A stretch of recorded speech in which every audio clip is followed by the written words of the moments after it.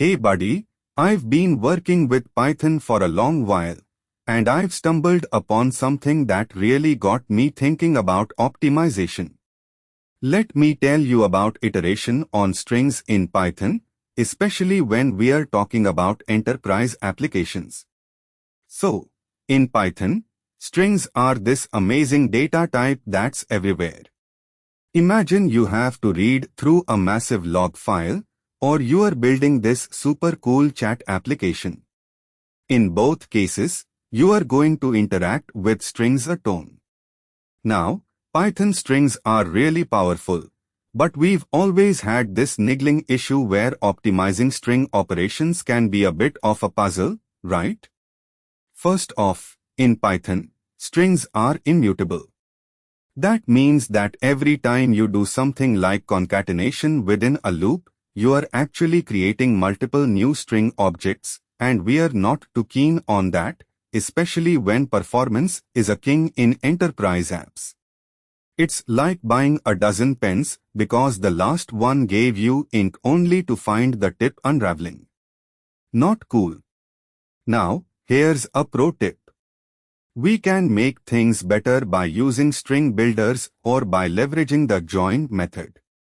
It's like building a sandwich one layer at a time, not all at once from different ingredients you just threw on the floor. For a quicker iteration, if your use case allows for buffered reading or using generators, consider iterating over the data chunk by chunk. This way, you are processing and discarding data in parts, like taking one byte at a time. It's cleaner for memory and can be surprisingly fast. Remember, Python 3 has some pretty handy utilities for this with its io.bufferediobase like the io.open method. But let's throw in a curveball. Did you know that using regular expressions on strings in Python can be quite costly? Well, it is, but with some pattern optimization and using the re.compile method to store your regex, you can iterate over your strings way faster. Think of it like memorizing the key to your favorite secret handshake. Let's talk about multithreading and concurrency. In a nutshell, for CPU-bound work on strings, consider multiprocessing with the multiprocessing module or, even better, offload tasks to the async I/O with asynchronous generators and coroutines when possible. It's like having your own assistant for specific tasks, allowing you to juggle multiple jobs at once, improving throughput and overall performance. Ever heard of JIT compilers?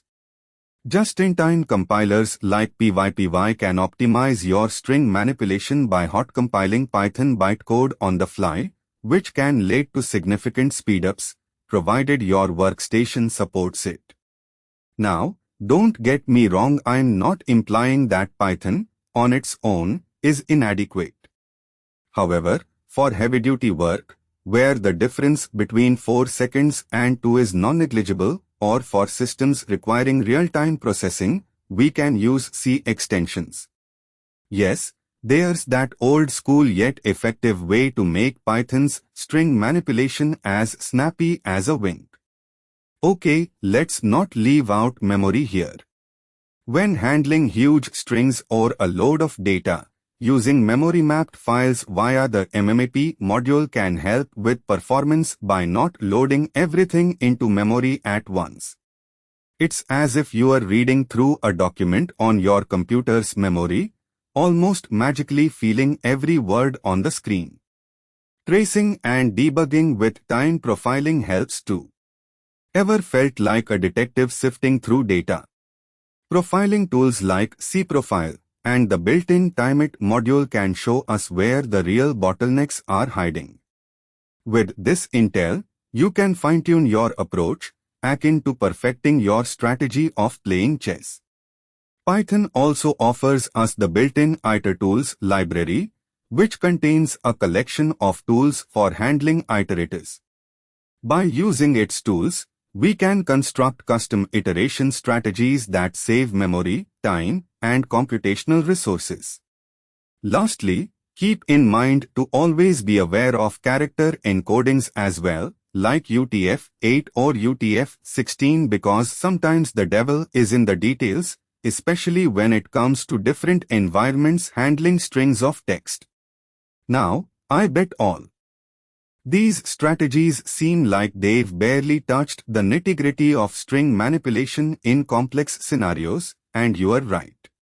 Because here's an important fact: Python's performance with strings is often about trade-offs, and you need to find the right tool for the right job.